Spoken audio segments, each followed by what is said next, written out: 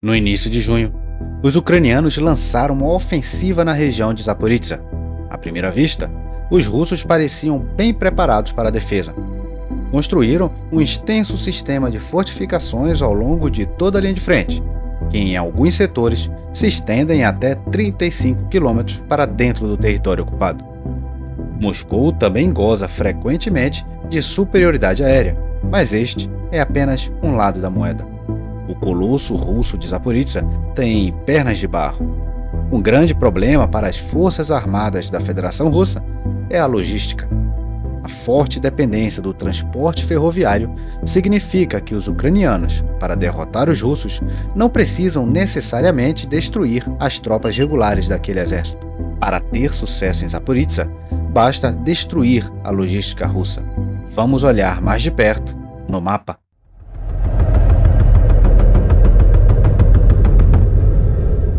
Se gostarem do vídeo, deem um like e considerem se inscrever no canal.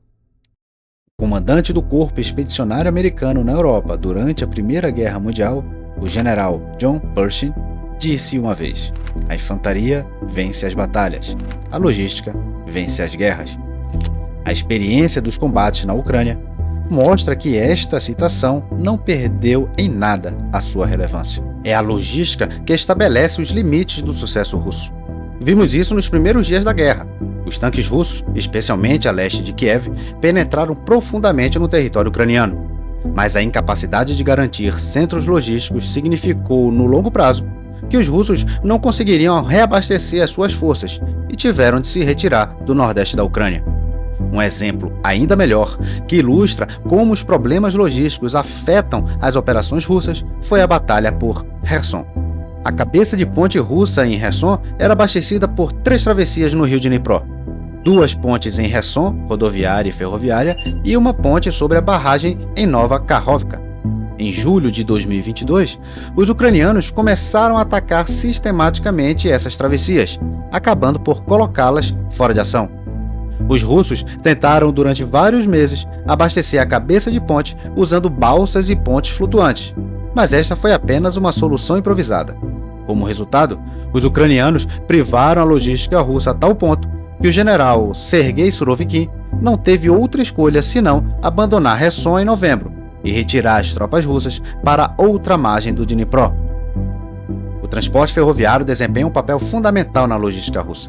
Alexei Vershinin, tenente-coronel aposentado do Exército dos Estados Unidos, resumiu a situação da seguinte forma: as forças russas estão ligadas à ferrovia, da fábrica ao depósito de exército e ao exército de armas combinadas, e sempre que possível, aos níveis de divisão e brigada. Nenhuma outra nação europeia utiliza as ferrovias tanto quanto o exército russo. Esta dependência dos trens tem consequências de longo alcance. Os russos tiveram que estabelecer tropas ferroviárias das forças armadas russas, que são um ramo separado das forças de Moscou, compreendendo até 10 brigadas e vários batalhões independentes. No total, são quase 30 mil militares. A sua principal tarefa é garantir o transporte ferroviário ininterrupto para o exército, incluindo a reparação de linhas ferroviárias e pontes danificadas. Como observa a Agência Sueca de Investigação e Defesa, a dependência dos russos do transporte ferroviário torna os planos militares russos muito previsíveis. Os russos simplesmente têm de se deslocar ao longo das linhas ferroviárias, e isto torna as suas tropas muito vulneráveis a danos nas principais ligações, especialmente nas pontes. O desafio para as forças ferroviárias não reside apenas nas atividades dos sabotadores ucranianos na sua retaguarda, mas também na posse de armas de longo alcance por Kiev. Por exemplo, os lançadores HIMARS ou os mísseis Storm Shadow, que podem ser utilizados para atingir alvos sem se aproximarem fisicamente deles. Os russos enfrentam uma situação particularmente problemática em Zaporizhzhia, onde a rede ferroviária é muito limitada. Existem vários gargalos potenciais ao longo das rotas ferroviárias, cuja falha poderia paralisar toda a logística russa nesta parte da frente. Para compreender melhor a situação russa em Zaporizhzhia, é necessário começar pelas características das suas fortificações. Os campos abertos naquela região e a falta de barreiras naturais tornam aquele terreno extremamente difícil de defender, especialmente porque a linha de frente em Zaporizhzhia se estende por cerca de 170 quilômetros. Para garantir as suas posições, Os russos construíram um complexo sistema de fortificações em Zaporizhzhia, composto por 2, ou em alguns locais 3 ou 4 linhas de defesa, que se estendem de 15 a 35 quilômetros no território ocupado. Por outro lado, a área entre as linhas de defesa sucessivas estão densamente minadas. Mas os russos não se limitam à defesa estática. Quando um ataque ucraniano é bem sucedido no local, os russos lançam imediatamente um contra-ataque para compensar os resultados das ações ucranianas, ou para anulá-las completamente. Os contra-ataques custam caro para os russos, mas também são muito importantes, pois o principal objetivo dos russos não é necessariamente retomar território, mas sim tirar o ritmo dos ucranianos, criando caos e dificultando o lançamento de novos ataques. A extensão dos preparativos russos para a defesa de Zaporizhzhia é melhor ilustrada pelo fato de também terem preparado fortificações na retaguarda das principais linhas defensivas. As cidades de Tokmak, a 25 km da linha de frente, e Kamianka, a 35 km, foram convertidas em pequenas fortalezas e preparadas para o cerco. Estas duas cidades são de grande importância estratégica para os russos. Não é de surpreender que sejam atravessados pela linha ferroviária, na verdade, a única linha ferroviária na região que liga Zaporizhzhia à Rússia via Crimeia. Tal como noutros setores da frente, as forças russas em Zaporizhzhia são abastecidas principalmente por via férrea. Os trens de abastecimento da Rússia cruzam a ponte da Crimeia, passam por Melitopol e chegam ao entroncamento ferroviário em Nova Bogdanivka, a oeste de Tokmak. A partir daqui, os trens podem seguir para o oeste, em direção a Kakhovka, ou leste, indo para Volnovanka. A logística russa em Zaporizhzhia é ainda apoiada pelo porto de Berdyansk e pelo transporte rodoviário de Donetsk. Crucial para compreender a situação é que os russos não têm uma ligação ferroviária direta entre a região de Zaporizhzhia e Donetsk. Os trens de Rostov-on-Don para Melitopol, por exemplo, não podem passar por aquela cidade, mas devem fazer um desvio pela Crimeia. Isso se deve ao fato dos russos não conseguir garantir totalmente a segurança da linha ferroviária entre Volnovanka e Donetsk.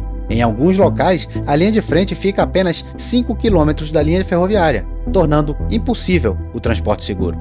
Durante o inverno passado, os russos quiseram reforçar a sua logística e tentaram tomar Vuhledar. Se a cidade tivesse caído, a linha ferroviária Volnovanka-Donetsk teria sido totalmente protegida, dando à região de Zaporizhzhia uma ligação ferroviária direta a Donetsk. No entanto, após várias semanas de intensos combates por Vuhledar, os russos finalmente sofreram uma derrota humilhante, incluindo a perda da 155ª Brigada de Infantaria de Fuzileiros Navais e mais de 100 peças de equipamento pesado. Segundo fontes não oficiais, o comandante do Distrito Militar Oriental, General Rustam Muradov, pagou o preço desta derrota e foi demitido imediatamente do cargo. À primeira vista, os russos podem parecer estar numa posição muito confortável em Zaporizhzhia. Estão separados dos ucranianos por duas linhas de defesa complexas, enquanto as principais cidades da retaguarda estão preparadas para um longo cerco. Ao mesmo tempo, porém, a dependência russa do transporte ferroviário, combinado com a infraestrutura limitada em Zaporizhzhia e a falta de uma ligação direta a Donetsk, torna a logística russa na frente sul muito frágil. Os danos na ponte da Crimeia significam problemas imediatos de abastecimento para as tropas russas em Zaporizhzia. A ponte da Crimeia já foi alvo de um ataque ucraniano antes, em outubro de 2022. Apesar dos danos, não foi totalmente retirada de serviço e foi reaberta no início de maio de 23. Os russos relataram que o trecho ferroviário da ponte já havia sido restaurado à sua condição anterior ao ataque. A ponte da Crimeia é de longe o ponto mais sensível da logística russa, mas não é o único gargalo na linha de abastecimento. Os trens da Crimeia para Melitopol precisam cruzar o Sivash, um sistema de baías de águas rasas que separa a Crimeia da região de Kherson. Existe apenas uma ponte ferroviária sobre o Sivash. Se os ucranianos a destruírem com sucesso, o efeito seria semelhante à remoção da ponte da Crimeia. No entanto, deve-se notar que o Sivash é relativamente raso. Sua profundidade média gira em torno de 1 metro. Reparar a ponte sobre o Sivash seria, portanto, muito mais fácil do que a ponte da Crimeia.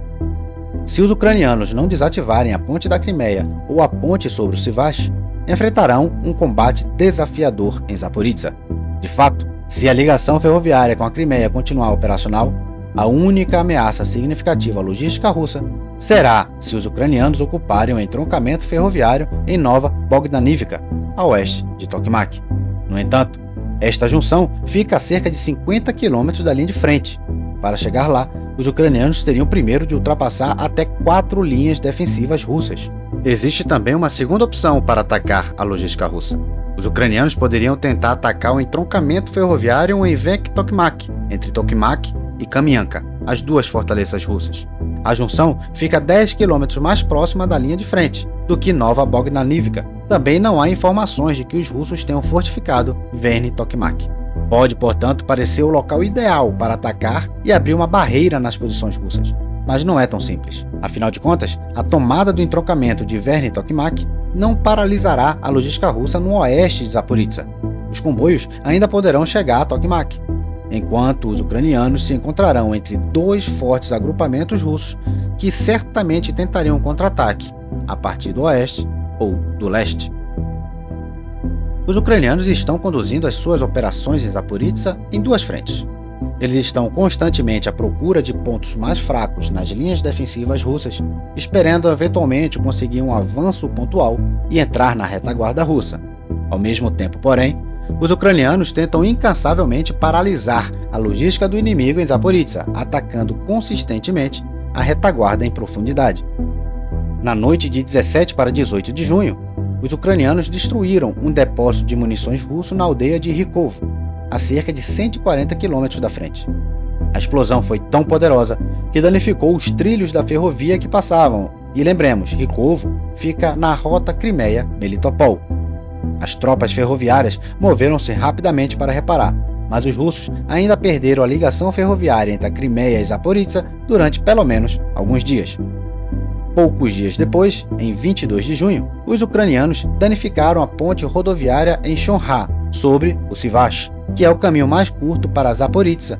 Isto duplicou a rota dos caminhões que vão de Jankoy, na Crimeia, para Melitopol, passando de 150 para 300 quilômetros. Durante este ataque de 22 de junho, contudo, os ucranianos não conseguiram desativar a ponte ferroviária sobre Sivash, localizado 7 quilômetros a oeste. No entanto, parece uma questão de tempo até que os ucranianos façam outra tentativa para destruí-lo. A ofensiva ucraniana em Zaporizhzhia começou no início de junho e até agora não conseguiu obter quaisquer ganhos territoriais significativos. A principal razão para isso é o extenso sistema de fortificação russo e a superioridade aérea russa. Os propagandistas da Rússia usaram fotografias das perdas ucranianas em Zaporizhzhia como prova do fracasso da operação ucraniana. Foram avidamente utilizadas fotografias dos tanques Leopard destruídos. Ainda assim, estas são manobras puramente de propaganda. O Estado-Maior ucraniano não tinha ilusões de que a ofensiva de verão seria tão rápida como as de Kharkiv ou Kherson. Todos sabem o quão complicada é esta operação, e o horizonte temporal não é de semanas, mas de pelo menos vários meses. Por quê? Bem, por causa da logística.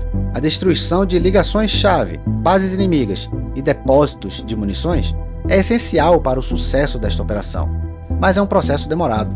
Kiev, ao contrário de Moscou, respeita a vida dos seus soldados e estava tentando minar a retaguarda do inimigo tanto quanto possível, antes das fases que se seguiram de rompimento da linha de frente. Até agora, os russos conseguiram reparar os gargalos danificados continuamente, mas ainda não se sabe quanto tempo isso vai durar. O fato dos ucranianos terem mísseis Storm Shadow e agora o ATACMS, que falaremos em outro vídeo, significa que todas as principais ligações rodoviárias ou ferroviárias e os depósitos de munições russos em Zaporizhzhia estão em risco. É possível que os mísseis Storm Shadow e ATACMS também possam ameaçar a ponte da Crimeia. O desafio colocado pela degradação da retaguarda russa mostrou o quanto as tentativas ucranianas de retomar o território ocupado estavam limitadas pela falta de mísseis ATACMS e ainda dependem de caças F-16. Estes são os meios perfeitos para destruir as instalações do inimigo, importantes depósitos de munições e importantes pontes ferroviárias e rodoviárias. O aparecimento de ATACMS e caças F-16 serão um enorme problema para os russos. comparável ao golpe que a logística russa sofreu depois que Kiev recebeu a artilharia de foguete HIMARS no ano passado. A logística é a chave para a vitória em Zaporizhzhia. Se os ucranianos desativarem as principais ligações ferroviárias, as defesas russas irão falhar e entrar em colapso. No entanto, se uma rápida paralisação da logística russa se revelar impossível, os ucranianos enfrentarão uma luta muito difícil através das subsequentes defesas russas.